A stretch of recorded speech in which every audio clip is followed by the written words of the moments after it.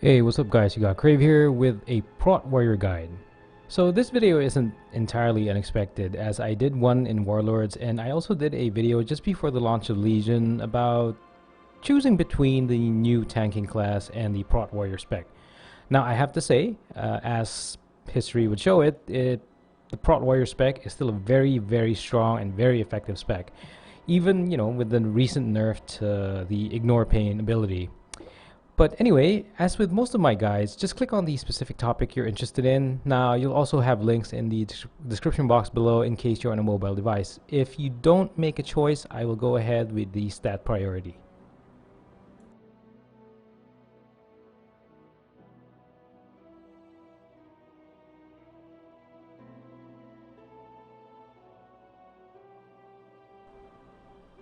Okay, so let's go over your stat priority quickly. So you have strength, haste, mastery, or versatility. And strength is a very good stat due to the increase in AP, which can increase your damage output and of course increase your ignore pain absorbs. Now for the second one, I do like haste because it lowers the cooldowns of the abilities you use.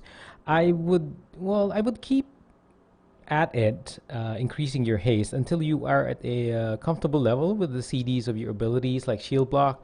Now for the third one, that would either be mastery or versatility, but I would lean towards mastery as the increased chance to block can really help, and using shield block further enhances Prot Warrior's amazing blocking capabilities. And in addition, mastery also enhances your AP, which also enhances the ignore pain via the attack power buff.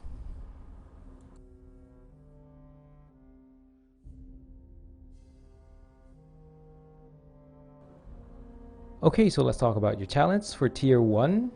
Yeah, while Warbringer is a pretty good talent, I feel Shockwave should be your go-to talent for the better CC of mobs that can be affected by the stun within that, of course, front cone area.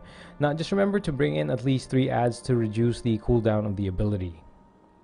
Now for tier 2, this row, it might seem that Inspiring Presence is the go-to talent, and it is actually because of the group-wide healing it provides. Now, by default, you take it. But you can also go for Safeguard and Impending Victory. I would, of course, limit the use of Impending Victory to dungeons and Safeguard if you fully understand the amount of damage you are taking. But again, since this is, a basic guide, I would suggest just go for Inspiring. My pick for the third row is Ultimatum, and it's really just the chance for a free focus rage that is really making me go for it. It's really good, which helps with maximizing ignore pain absorbs. And moving on to tier 4, I like mobility. That's why I guess that's why I picked my Demon Hunter first over Prot Warriors, not because Demon Hunters are better or that's a conversation for another topic. But yeah, I do like mobility, which is why bounding is my pick for the fourth row. Warlord and Crackling do have their uses, but I prefer the mobility. It is important to note that fights filled with mobs may force you to take something else like Warlords.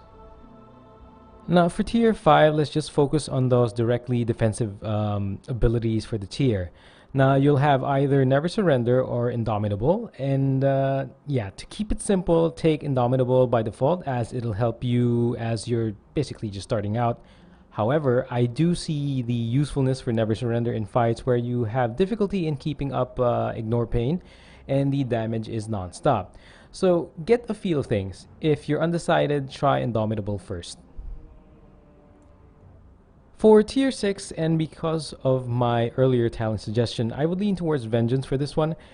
This talent has a good synergy with Focus Rage. It reduces its rage cost, and Focus Rage does the same thing to Ignore Pain. Booming Voice would have made for a really great talent, but the CD of Demo Shout really just puts me off. For the last row, it can be tempting to take other options, but to keep it simple, let's just go with Heavy Repercussions. Provided the cooldowns are low enough or you get lucky with resets, it can really help with shield block uptime. Now, the additional damage also isn't too bad, so for tier 7, it's Repercussions.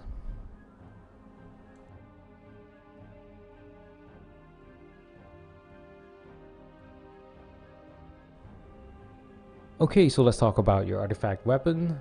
And I just have to say this, and it's a personal thing. I really dislike the look of Prot Warrior's artifact and its ability. I wish it looked like the Paladin's weapons with maybe a warrior feel to it. And the scale ability to be, it's just not very good. I wanted the scale ability to be a non-channel ability, or maybe to apply a dot effect, or just simply increase your defensive abilities for a greater amount for a certain time. Well, that's just me. Now, as I mentioned in my Vengeance and what's this other Assassination Guide, artifact weapons are an investment in time, and I also mentioned that it is one of the things that I very much dislike in Legion. Anyway, that's that. But if you're just starting out on a fresh 100 warrior, or maybe you just spent maybe around less than 10 points, then it might be good to or okay to reassign points. It will really depend on how comfortable you are throwing away any points and time spent. But let's get to my picks. Now, I aim for the golden trait that, of course, enhanced ignore pain, which is dragon scales. Now, take note that on the way there, you do get a sub trait which also enhances ignore pain, which is dragon skin. Now, the next golden trait to aim for is scales of the earth, but I took a detour to Vrykul shield training to get the consistent armor increase. I'm a point away from the second golden trait, but anyway, here's the outline of the path.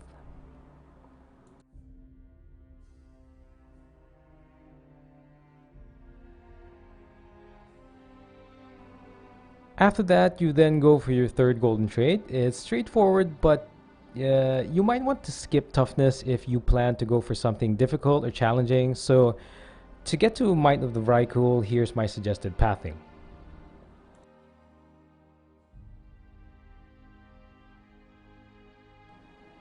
And after that, I'll just leave it to you guys to choose the talents you want prior to the Unbreakable Bulwark, which is your fourth golden trait, which should not be showing in your interface because it's not showing on mine until you unlock all three golden traits. Yeah, I noticed that with my Assassination Rogue after I unlocked the third golden trait. Yep. But anyway, it's still going to be a while before you get that. The part about Legion. But yeah, I'll leave it to you guys.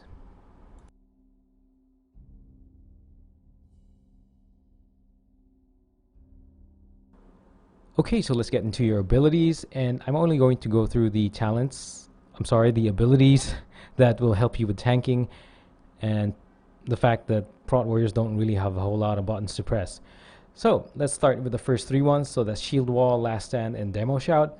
Now, these are the important cooldowns when you are in trouble. Now, never use them all at once.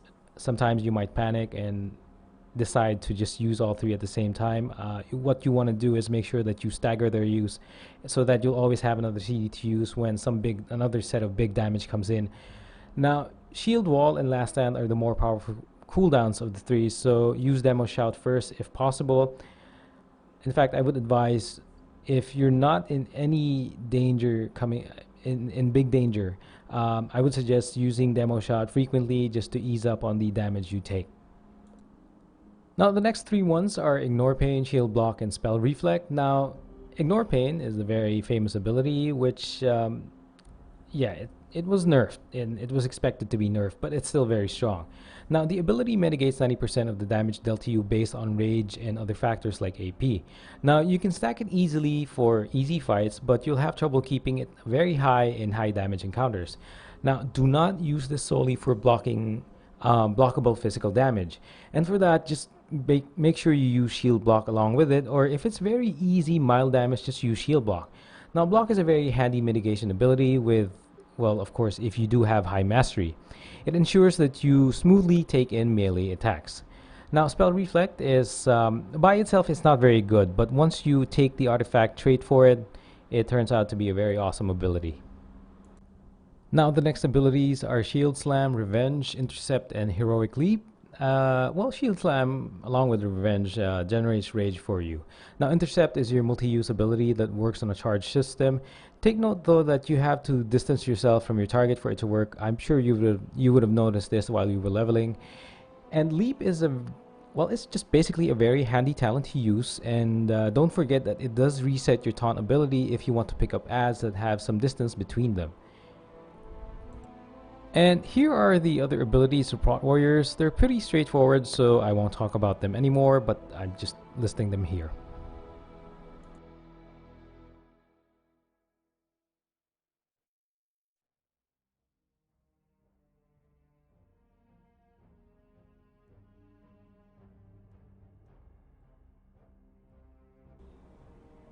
Alright, so let's talk about gameplay.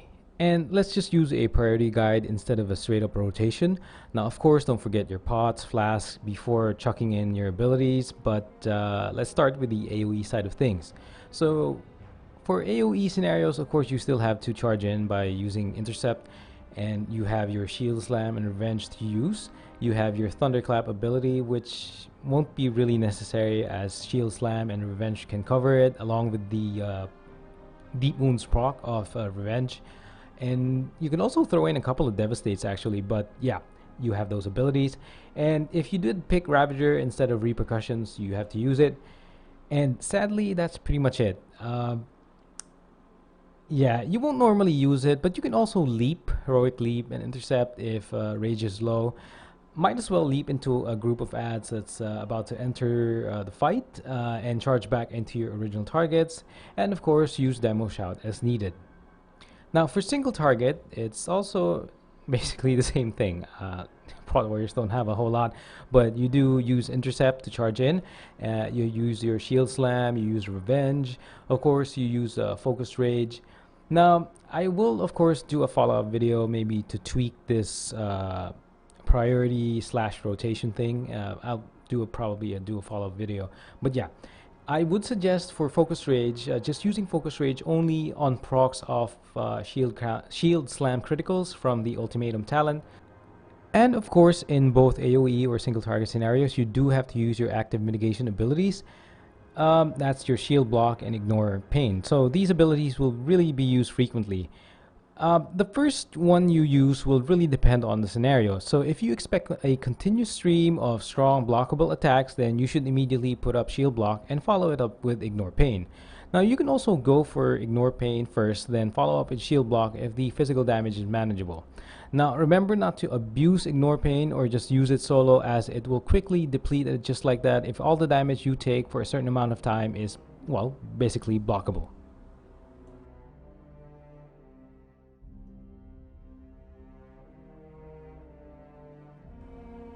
Okay, now this section would normally have my macros and add-ons. It's just that for macros, I can't really think of any ones that are very necessary for Prot Warrior tanking.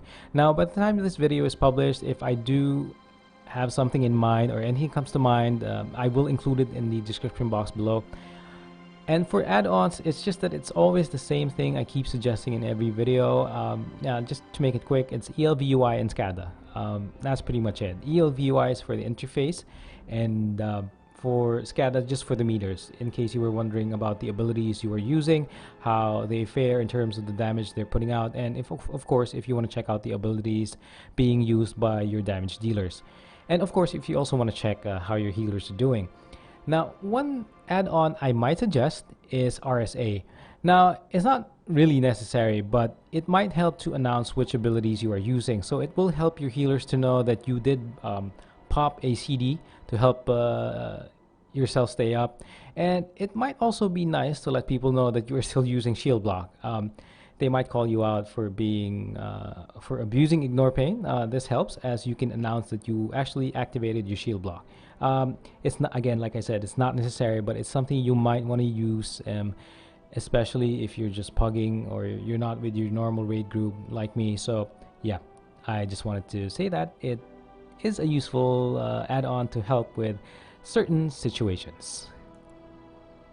And that's it for this Prot Warrior tanking guide. I hope you find this useful. I will probably do a follow-up video just like with my Vengeance Demon Hunter and my Assassination Rogue, just to clear out some thoughts and maybe add more inputs that might be outside of the confines of what is called basic. So this is really just simple to help you guys, or at least those guys who are interested in getting into the tanking role, especially with the Prot Warrior spec, which is just really a very, very solid spec right now in Legion. And yeah, so let me know in the comment section below if you have any questions. I hope I can answer them. If not, then I apologize in advance. But anyway, thanks for checking out this video. You've got Crave here. I'll talk to you soon.